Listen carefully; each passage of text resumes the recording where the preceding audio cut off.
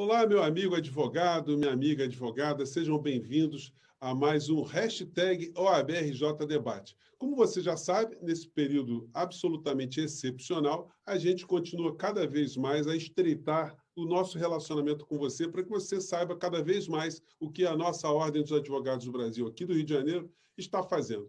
E hoje a gente tem uma situação muito bacana, muito peculiar, que é o trato da cultura.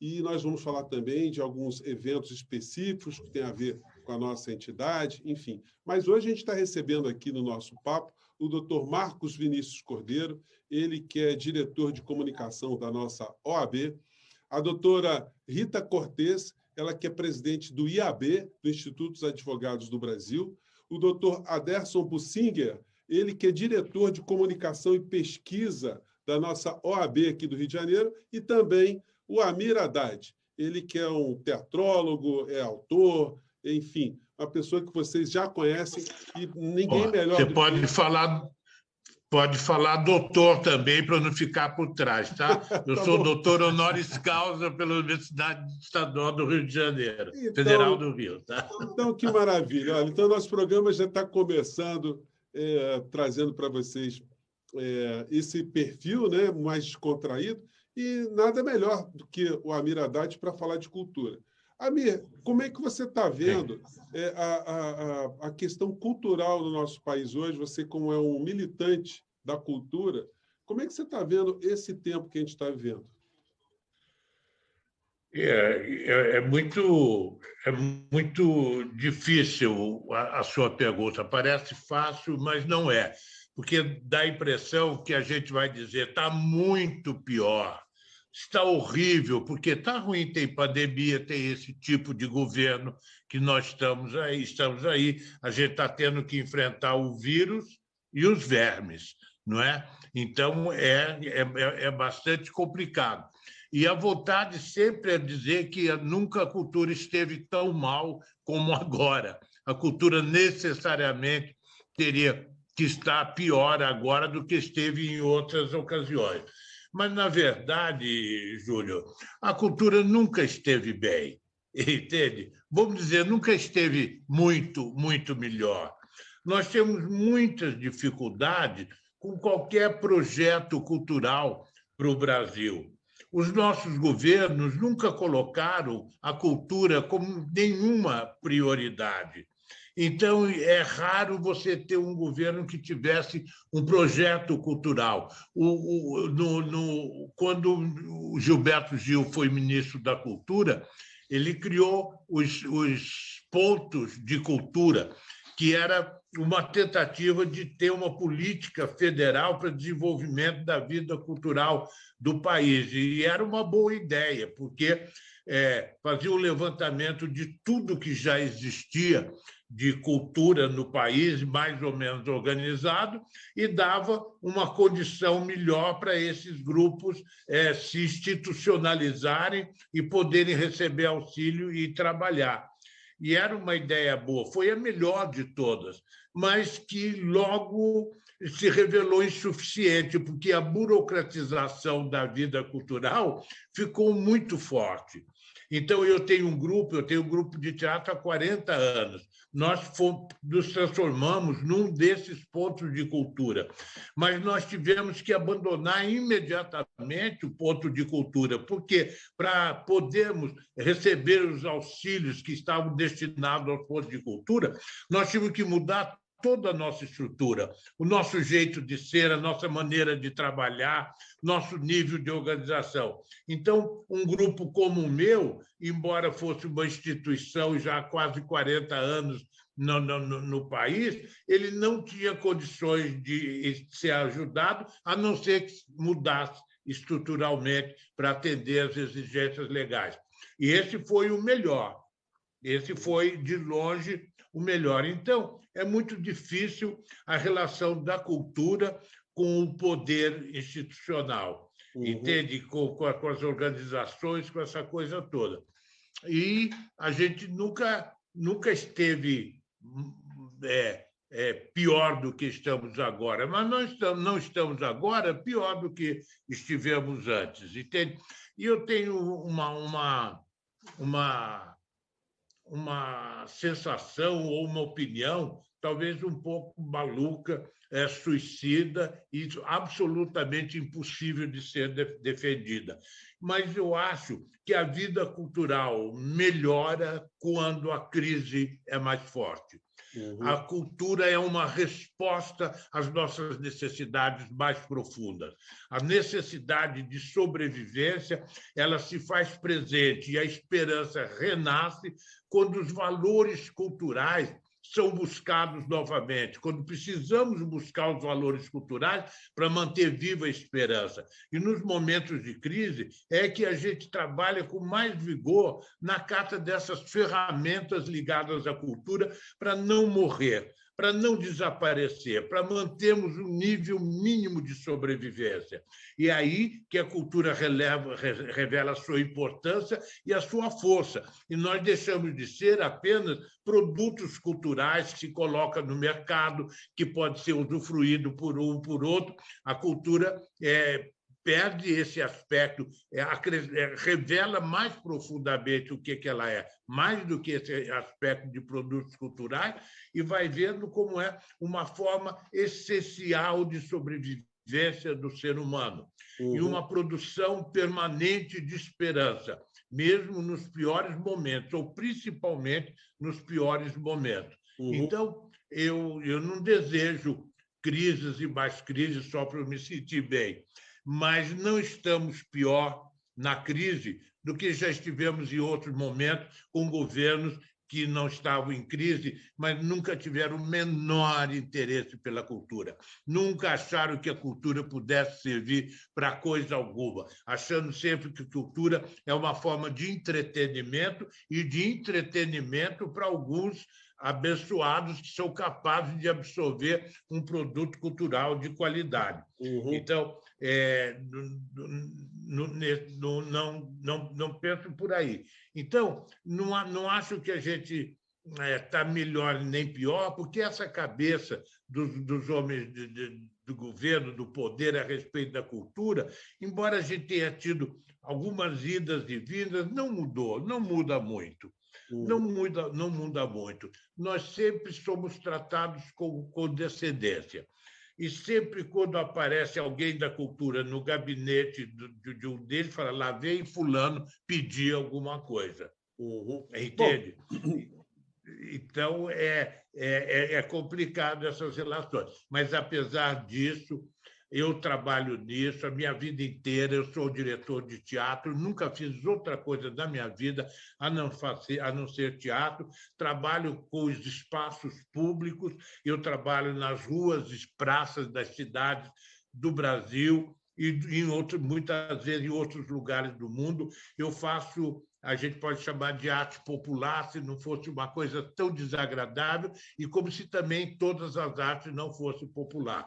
Mas eu trabalho nas artérias da cidade. Sim. Amir, nas ruas e nas praças. Deixa eu fazer uma rodadinha aqui, começar também com o doutor Marcos Vinícius. Doutor Marcos Vinícius, a cultura para advogado ela é essencial para a gente compreender melhor o mundo que a gente vive e para o advogado exercer o seu papel de um partícipe, né, na justiça que a gente tem. Como é que o senhor está vendo esse momento aqui no nosso país, onde o Amir está ressaltando, né, que a cultura ela é uma ferramenta de resistência. E a advocacia também, né? Nesse particular, parece que há um elo.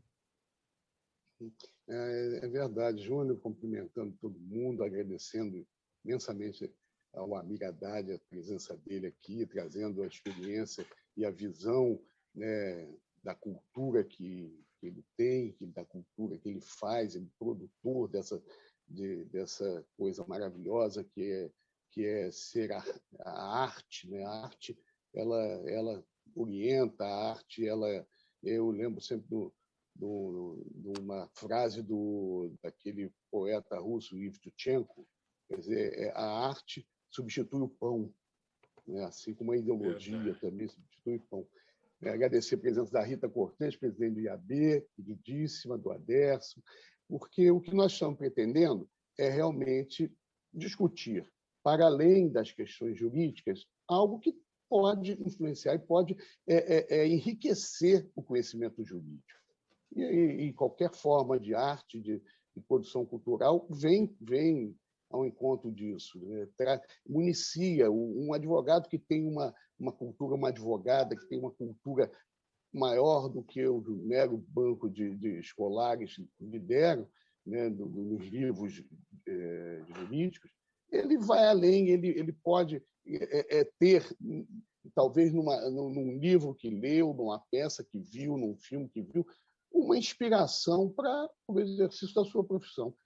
E nós fizemos isso na Ordem, né? Assim que chegamos lá, a Rita junto, né? Eu, na primeira vez que nós fomos eleitos para a OAB-RJ, da gestão do Adi Damus, eu fiquei responsável pelo departamento de eventos.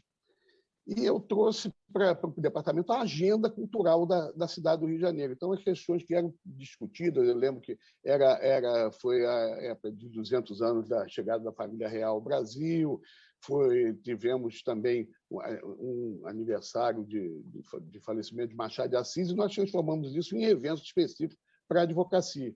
Por exemplo, da família real, nós fizemos um tour guiado com historiadores pelos vários pontos do centro da cidade do Rio de Janeiro que diziam respeito à chegada da família real. Machado, assim, nós lançamos um livro, Reminiscências Jurídicas em Machado, porque vários dos contos e mesmo das histórias de Machado são, né, muito... o mundo jurídico está muito presente. No maior dos clássicos, para mim, da literatura brasileira, que é Dom Casmurro, o Bentinho é um advogado. E o Escobar, de quem ele depois desconfia que a Capitu teve ou não teve, o caso disso hoje é desimportante, o Machado, a genialidade dele não se mede. Aquilo que a gente lê no Dom Casmurro é um julgamento em que o advogado é o próprio réu. O Bentinho deu tempo e tanto que a gente convencer que ele estava certo. Então, isso é genial. E está aí essa junção, esse encontro da cultura com o jurídico, que é muito interessante. E é isso que nós estamos fazendo aqui hoje. Bom, eu queria passar para... Eu queria passar agora para a doutora Rita Cortez. Doutora Rita, a cultura é um bem fundamental para os seres humanos. E para os governantes, deveria ser quase um pré-requisito, né? Alguém para ocupar um cargo de magnitude, como aqui no Brasil, para que a gente tivesse, inclusive, a compreensão da importância da cultura. Qual a visão que a senhora tem? Primeiro, bom te rever, né, Júnior? Faz algum tempo que a gente não se fala. Marquinho, Aderson, sempre registrar o trabalho maravilhoso que vocês têm desenvolvido. E é um prazer, Amir, te conhecer pessoalmente, quer dizer, pessoal e virtualmente, né? Mas eu já te convido para você conhecer depois o Instituto dos Advogados Brasileiros, acho que você vai amar. Eu gostei muito da fala, né, em que os movimentos culturais são movimentos de resistência, então são movimentos políticos, né? Essencialmente políticos. Então, o Amir está coberto de razão, acho que Marquinho pontuou, e eu vou continuar desenvolvendo na mesma linha. Primeiro que eu presido uma instituição que é uma instituição propagadora de cultura, né? Cultura, educação, embora no âmbito jurídico, mas que valoriza a cultura, que valoriza a educação, né? Nós temos até alguns movimentos artísticos, a Derson sabe disso, nós fizemos antes do aniversário, que, aliás, a encenação, né, da peça que nós vamos realizar lá no Instituto, ainda que também virtualmente, em comemoração aos 178 anos do Instituto dos Advogados Brasileiros.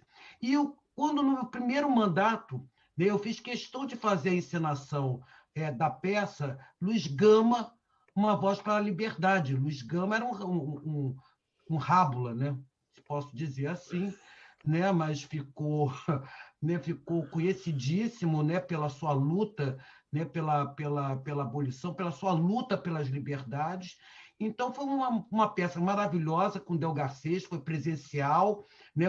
Foi uma loucura, né? Porque realmente o nosso espaço tem aquelas enfim, é um espaço histórico, né? Cadeiras, enfim, que tem quase 200 anos, acho que o mesmo tempo de existência do IAB, mas conseguimos realizar a peça. Então, eu acho que isso é muito importante, porque ela traz para todos nós, advogados ou não advogados, a importância de nós estarmos não só valorizando cultura e arte, e mostrar que isso, e aí, a minha, você está perfeito. Né? Nós vivemos no museu, como dizia o Cazuza, no museu, aliás, eu falei isso ontem num evento, um museu de grandes novidades. Nós temos problemas antigos, né? E somam-se esses problemas antigos os que vieram por consequência da pandemia. Então, tem muita coisa que não é nenhuma novidade. Né? E isso está alertando, quer dizer, chamando a atenção, e eu estou falando também da área jurídica, né? Alertando a advocacia, entendeu? Que alguns problemas que nós estamos hoje debatendo, que nós estamos discutindo, né? E contra a qual nós estamos, inclusive, nos insurgindo, não são absolutamente frutos apenas da pandemia.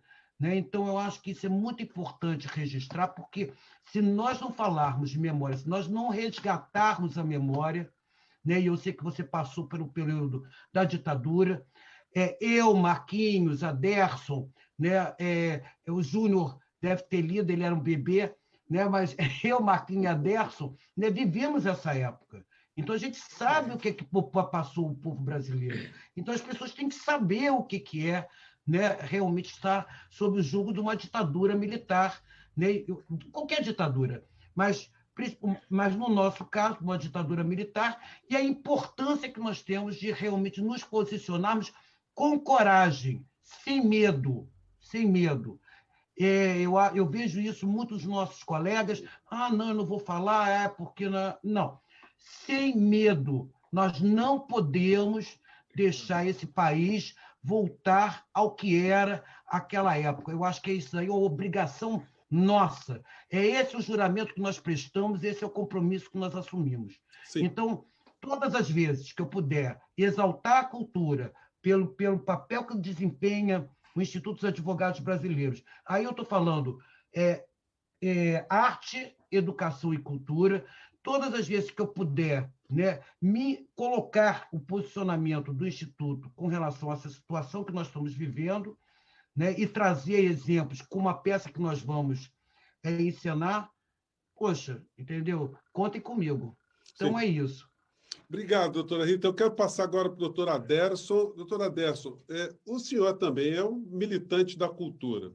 Dentro da nossa OAB tem feito um trabalho excepcional em relação à pesquisa da história de advogados, de grandes nomes, que não são apenas nomes literários, né? São nomes que contribuíram para a democracia. Se tem algumas coisas boas que a gente tem hoje no nosso país na área do direito, na área da justiça, a gente deve muito a personagens que são objeto da sua pesquisa. Mas a gente vai ter um espetáculo, que já foi comentado aqui. Eu queria pegar esse pacote todo na sua fala. Quero, inicialmente, saudar a presença do nosso convidado, diretor Amir Haddad, a pessoa de quem cumprimento todos os presentes, a presidente Rita, o Marcos Vinícius, nosso amigo, e o nosso apresentador Júnior, José Fernandes.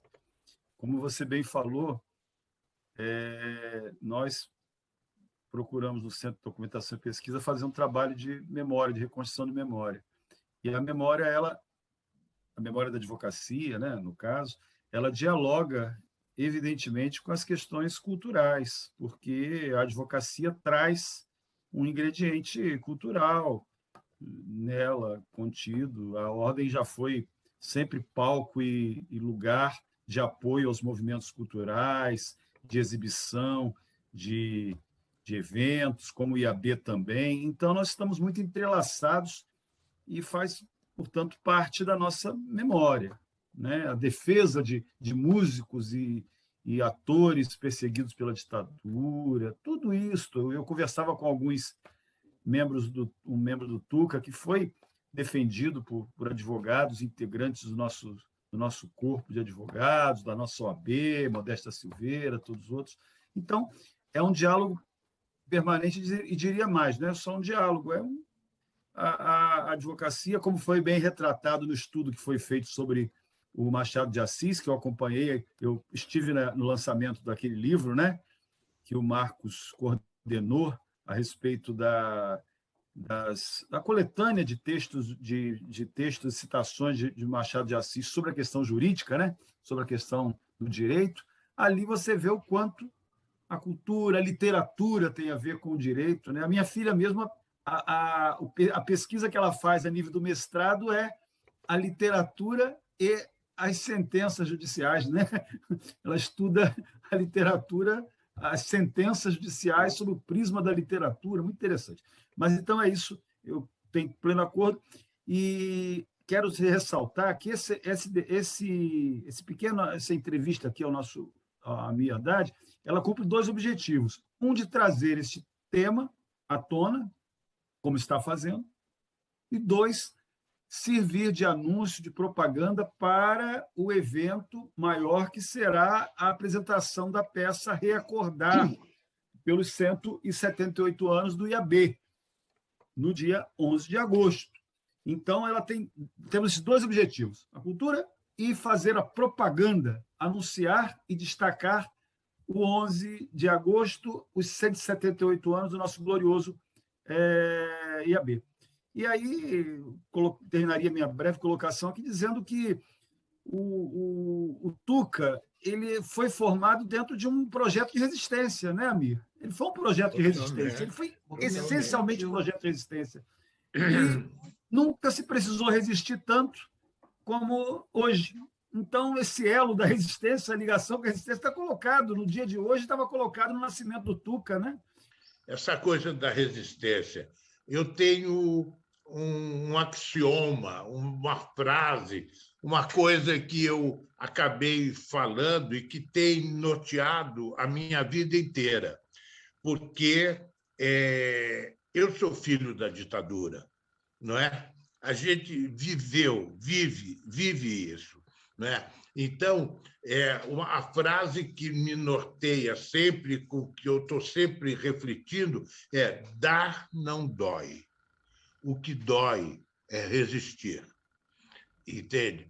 Então, é muito difícil você ficar na área da cultura propondo, propositivo, entende? Fazendo uma atividade cultural que propõe um avanço, uma transformação, uma modificação, e, ao mesmo tempo, você está trabalhando com essa arte como uma forma de resistência, resistindo ao autoritarismo, à censura, ao controle, tudo isso que a gente enfrenta e enfrentou bravamente no país ao longo dos anos, não é? Então, o Tuca tem 50 anos, né? Então, 50 anos são 20 de agora, mais 30. O Tuca é de 1970, né? Então, logo após 1968, né? Então, até 68, eu vi muito bem no impulso da liberdade que nós tivemos até 64. Então, o que mandava a gente para frente, o final da década de 50, o início da década de 60, fez com que a gente chegasse até 68 inquietos. E aí, em 68, a censura, a opressão, a repressão aumenta muito. Todo mundo sabe que 68 foi difícil. Então, e aí que começa verdadeiramente um trabalho de repensar a vida cultural, o que eu vou fazer, como é que eu avanço durante a década de 70. O teatro, Anderson, me ajudou muito. A vida cultural ajuda, mas o teatro é um auxiliar poderoso. Eu sobrevivi dando aulas na Escola de Teatro Martins Pena. E eu dava aula a partir de 2 textos básicos de teatro no meu pensamento. Era o Ricardo III do Shakespeare, e o Galileu Galilei, do Brecht. Entende? O Ricardo III é a história de um tirano incontrolável, não é? Um ditador violento, assassino, impiedoso, sem nenhum limite, sem nenhum limite. E o outro lado é o Galileu Galilei, um homem inteligente, um humanista, um bon vivant, entende? Um cientista que mudou os caminhos da humanidade, entende? Que fez com que a gente passasse a enxergar as coisas de outra maneira. Até então, a ciência imaginava, falou assim, eu imagino que a Lua é de gelo. E aí eu ia passar a parte da minha vida tentando provar que a Lua é de gelo. Eu não conseguia provar, eu abandonava a pesquisa e pronto, a Lua não é de gelo, até que alguém venha provar. A ciência vivia em cima dessas hipóteses. O Galileu fala, não, olha, observa, vamos observar a natureza e pensar cientificamente sobre aquilo que nós estamos vendo.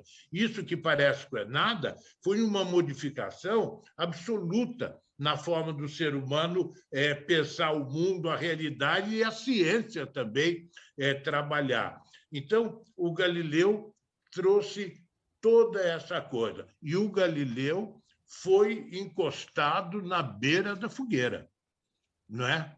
Ele quase foi queimado pela Inquisição, justamente por isso que ele representa. Então, trabalhando com Ricardo III e com Galileu Galilei, esse tirano absoluto e esse cientista maravilhoso, eu consegui estabelecer minha vida toda. Eu chamo de... o Ricardo III é o poder sem saber. E eu chamo o Galileu Galilei o saber sem poder.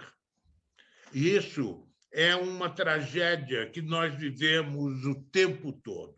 Como você conciliar saber e poder? Como você faz para dar poder para o saber?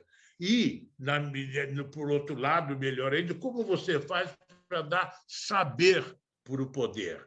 Então, na minha vida de homem de teatro, de criador, eu tenho 65 anos de teatro, só fazendo isso. Essa questão se colocava muito, muito para mim.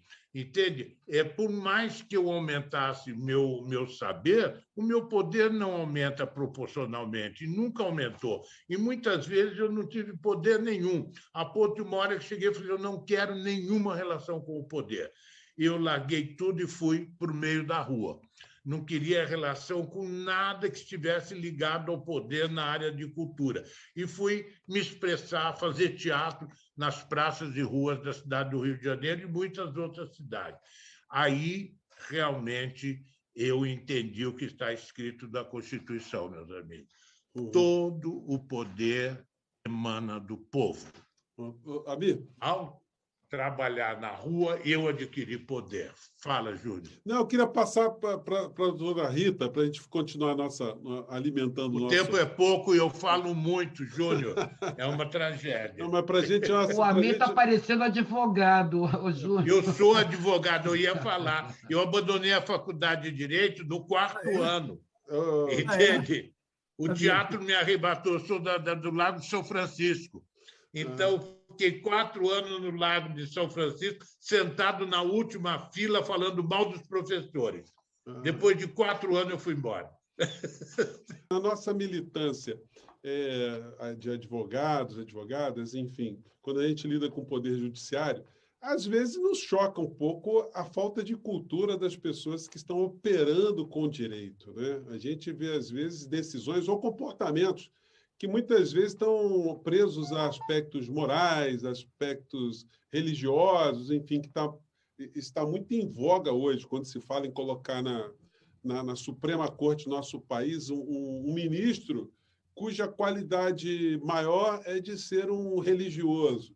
Como é que a senhora vê essas questões? Com tristeza. É a melhor expressão que eu posso buscar, já que vai ser gravado e nós vamos exibir os colegas. Eu tenho muitos sócios honorários na área, mas com tristeza. É lógico que há sempre juízes em Berlim, né? Há juízes e juízes, há juízas e juízes. Enfim, membros do Ministério Público, defensores, mas o fato é o seguinte, existe uma grande diferença entre ensino jurídico, eu acho que por muito tempo que ficou o valor que foi atribuído ao ensino jurídico foi muito maior do que a educação jurídica. Quando você tem educação jurídica, você transmite valores, né? Então, o ensino jurídico é uma outra coisa. Eu acho que nós somos frutos disso. Eu me lembro que na época da faculdade, aliás, foi bom lembrar do Tuca, né? O Tuca realmente foi uma referência para a nossa geração, porque também veio do movimento estudantil. E todos nós atuamos, né, no movimento estudantil. É lógico que bem depois, né? Porque não somos tão antigos assim, mas o fato é que, a partir do movimento estudantil, surge o Tuca na PUC, que, aliás, também é uma referência, PUC-Rio também foi uma referência também na área cultural, né? Nós temos até o Bussunda, né? O Bussunda era aluno da PUC, fazia parte do movimento estudantil, né? Eu participei de alguns festivais aí de música na época do Grêmio Estudantil, enfim, né? O movimento, os estudantes sempre, assim como os artistas, né? Sempre protagonizando, né, esses movimentos. Eu acho isso aí muito bacana. Então, enfim, Júnior, eu vejo assim que as pessoas têm muito pouco, podem ter tido um bom ensino jurídico, mas, né, ficaram longe da questão da educação, que, aliás, é um mal, né, enfim, que reina no nosso país. Mas eu estava falando no movimento estudantil que a gente dizia assim, nós queremos um ensino público de qualidade, né? E brigávamos muito exatamente com uma perspectiva que se dava de você ter um diploma de ensino superior, porque aquilo dali promoveria uma evolução social, né? Você estaria, a partir do momento que você estivesse cursando uma universidade, uma faculdade, seja de direito, de engenharia, de administração, você estaria tendo uma ascensão social. Essa ilusão era vendida. E hoje a gente ainda continua tendo esse tipo de problema na área na área do ensino e na área, principalmente do ensino superior, do ensino universitário. Então, eu acho que isso é bem fruto dessa situação. Aliás, eu estava pensando no Tuca e me lembrei do Asdrubal Tosse Trombone. Vocês lembram disso? Né? O grupo Asdrubal é um pouco depois do Tuca, né?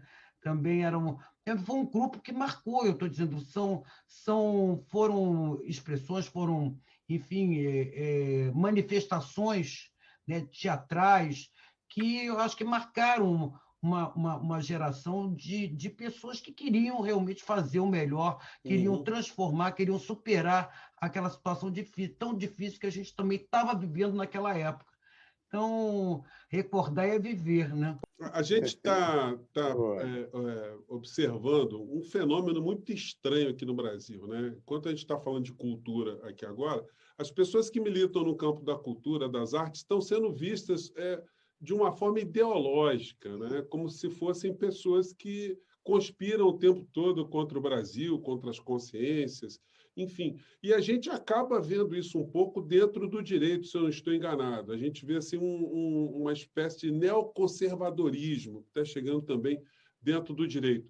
É perceptível isso dentro das nossas relações? Isso está contaminando também o direito? Qual é a sua visão? Uhum. Olha só, Júnior, eu acho que a ideologia, né, da sociedade é da classe dominante. A nossa classe dominante é muito atrasada, ela é muito conservadora, ela né, tudo de ruim que se fala dela aí, historicamente. Então, isso sempre perpassou a sociedade. Isso não surgiu com esse senhor que está ocupando a presidência da República, né? Não surgiu com ele, já existia. Podia, em alguns momentos se sobrelevou. No tempo da ditadura, quem viveu a ditadura ali, né, de forma consciente, eu sou filho de pai, né, meu pai falecido recentemente, mas um militante político, né, vindo já desde do pai dele, do meu avô, históricos do movimento comunista brasileiro, né, e sentia, já existia ali naquele momento isso, existia essa visão. Eu lembro, eu, garoto, na escola, eu recebi um bilhete anônimo no primário, assim, ó, eu sei que seu pai é terrorista. Quer dizer, isso estava ali, estava vivo, né? Escondido quando redemocratizamos e solto de novo agora, né? Abriu-se as portas do inferno, foram abertas a partir desse governo para voltarem esses que estavam ali amansados.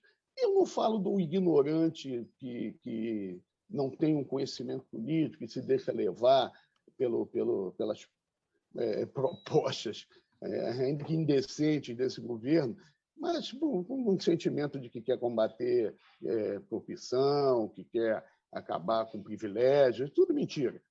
Né? Mas sim daqueles ideologicamente comprometidos. Então, isso tem perpassado a sociedade já há tempo, voltou à tona e influencia, sim, nas visões. Volta e meia nos deparamos aí com decisões judiciais que são absolutamente conflitantes com a ideia de justiça, de liberdade, de direitos fundamentais. Né? Temos aí a perspectiva de termos um juiz tremendamente evangélico.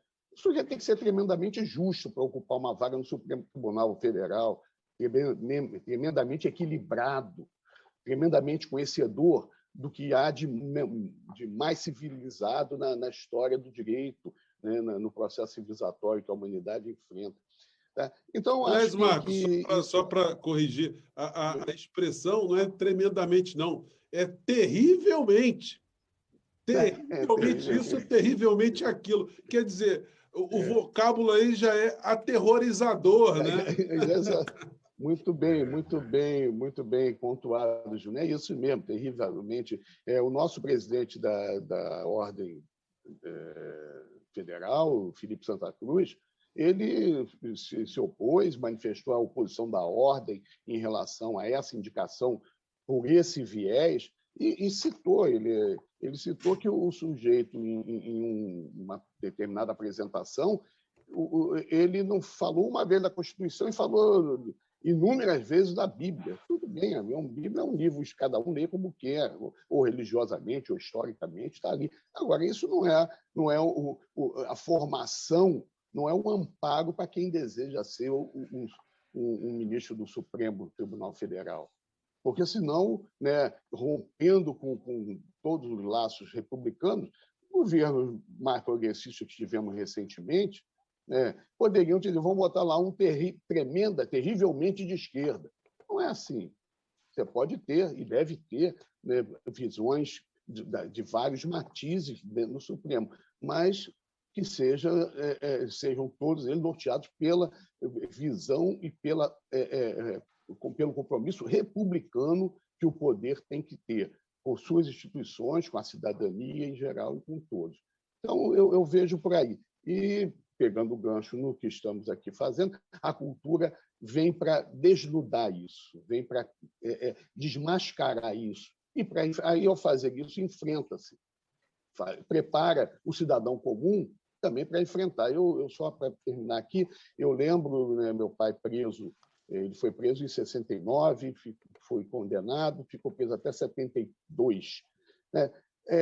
Foi nesse interregno, eu, garoto ainda, 11 anos, mas eu vivia num mundo muito rico culturalmente. Eu sou sobrinho do Mário Lago e vivíamos muito na casa do Mário, sempre também cheio de atores, o pessoal da Rádio Nacional, eram muitos amigos do meu pai também. Então, eu vivi muito nesse meio, eu era muito antenado nisso. O que ajudava muito ali na prisão, a gente ia visitar o papai, era uma prisão coletiva, eram os discos recém-lançados de Chico Buarque, Constituição, e do Caetano em Londres, aquele que gravava em inglês. Isso ajudava muito, isso aliviava o espírito e fortalecia. Você ouvindo, mesmo garoto, mas o pessoal comentando Constituição, você vê, eu não estou sozinho. Eu acho que a arte tem isso, ela compartilha, né, essa ideia de resistência, né, a partir do que você vê, do que você ouve. Pô, muito Você me bacana essa tua permite, fala, Júnior, Marco. eu acho que a arte, a cultura humaniza, né? O Humberto Eco, ele, ao traçar as principais assim, marcas, né, do fascismo, né, ele coloca a violência, a brutalidade, né? Então, eu acho que até quando você pergunta, Júnior, que é aquela coisa da ideologia, tudo se coloca na ideologia, nós temos que combater, são os comunistas, são aqueles que comem as criancinhas e tal. Então, você tem que ter um inimigo, né? Você tem que ter um combate ao inimigo, né? Até para manter alimentado exatamente essa forma de agir, né? Então, quando você consegue, e principalmente a arte popular, e eu acho que o Amir trabalha muito com isso, né? Que é você realmente estar trazendo um teatro popular, trazendo o folclore, que vai ser o caso da nossa peça, né? A minha filha estudou em escolas que valorizavam muito essa questão do folclore, muito da arte popular, então eu aprendi até um pouco com ela, até com o estudo que ela... Por isso que eu estou dizendo, estudo é uma coisa, ensino é outra, né? Mas eu acho que você trazer, por exemplo, a arte popular dá identidade, a gente começa a se identificar, né? Você pega, por exemplo, essa peça que será encenada, e se você pegar eu estava até lendo um pouco a sinopse, né, da peça que o Aderson me mandou, eu acho que foi Aderson que me mandou, então me lembrei do Boi Bumbá, né? Quer dizer, o Bumba Meu Boi, o Boi Bumbá, né? Que é aquela coisa de você contar, você ter as músicas, né? As encenações, enfim, o teatro, em torno da história do boi. Eu acho isso fantástico, né? E aí a gente vai se identificando com as regiões, vai se identificando com as... Enfim, mas vai mantendo viva, né? Viva a cultura e a identidade do povo brasileiro, né? Com a sua diversidade. Doutora Rita, esse programa está sendo um dos programas mais bacanas que a gente está fazendo aqui no nosso papo, aqui no nosso hashtag OABRJ Debate, mas a gente já está quase fechando aqui. Então, eu queria perguntar para o Amir o que é essa peça Reacordar? Bom, primeiro eu quero dizer que eu fiquei muito feliz com as falas do Marcos Vinícius e com a fala da doutora Rita agora. Tudo que vocês disseram acrescentou muito para mim. Estou feliz de estar participando de um fórum dessa qualidade e dessa natureza. Eu me sinto em casa mesmo. Advogado fugidio, não é? Mas cercado por advogados totalmente ligados nas questões da vida e da cultura. O Reacordar é a restauração de um espetáculo que nós fizemos há 50 anos atrás. Eu sempre fui muito ligado aos movimentos estudantis. Sempre trabalhei muito com jovens, com organizações estudantis, sempre fazendo teatro, sempre como teatro. A minha arma, a minha ferramenta é o teatro. E, então, na época, se quis fazer aqui no Rio de Janeiro uma organização, um grupo de teatro à semelhança do que havia em São Paulo, que era o Tuca de São Paulo. O Tuca de São Paulo é o teatro da Universidade Católica de São Paulo. Então, resolvemos fazer aqui um Tuca Rio. Só que o Tuca Rio não é teatro de nenhuma universidade. O Tuca Rio é um teatro universitário carioca. Entende? Então, é um grupo de teatro formado por jovens universitários, mas não estava diretamente ligado à Universidade Católica, por exemplo, como estava em São Paulo. A gente já era uma modificação do Tuca original, mas com profundas ligações com eles, profundas. Só que nós não éramos todos da mesma faculdade, da mesma escola, eram provenientes de lugares diferentes. Fizemos o Tuca Carioca, o Teatro Universitário Carioca. E arrebanhamos pessoas de vários lugares. Nós fizemos durante um ano um trabalho de iniciação ao teatro, com jovens colegiais ou jovens universitários começando uma carreira universitária, um curso universitário. Então, a gente tinha cerca de 80 alunos. E eu trabalhava com essa juventude. É uma coisa que sempre me fez muito bem trabalhar com os jovens. Me traz um vigor, uma energia insuperável. Até hoje, eu me alimento e realimento do meu encontro com os jovens que vêm procurar uma formação comigo. Eles não sabem quanto que eu aproveito deles. Se eles soubessem, eles iam cobrar de mim por estar ali se deixando aproveitar por mim, não é? Mas eu, no momento, por exemplo, eu estou muito esterilizado porque não estou podendo manter minhas aulas. Eu tenho uma escola de teatro, a Escola Carioca do Espetáculo Brasileiro. Eu tenho uma escola aqui na Lapa. E esses cursos me fazem muito bem. Tenho certeza que fazem bem para os alunos. Mas, no momento, isso não está podendo ir adiante. Assim que melhorarem as condições sanitárias, nós voltamos. E eu fazia isso. Durante um ano, o Tuca produziu esse evento orientado por mim, que era uma espécie de escola de teatro. Dessa escola de teatro saiu o grupo de teatro que era o Tuca. E, a exemplo do Tuca de São Paulo, que fez Morte e Vida Severina, a partir da obra escrita de um grande escritor, poeta brasileiro, né? o João Cabral de Melo Neto, com Morte e Vida Severina. Nós também fomos procurar algum autor brasileiro com essa força e encontramos o Joaquim Cardoso e o Coronel de Macambira. O Joaquim Cardoso é um poeta de uma dimensão gigantesca. O nosso encontro, nós muito jovens, com este homem, dessa inteligência, dessa finura, dessa sensibilidade, dessa qualidade humana de fazer as coisas. Ele era poeta, e poeta grande, mas ele era também calculista. Ele trabalhava com o verso e com a matemática, não é muito diferente. Ele era calculista das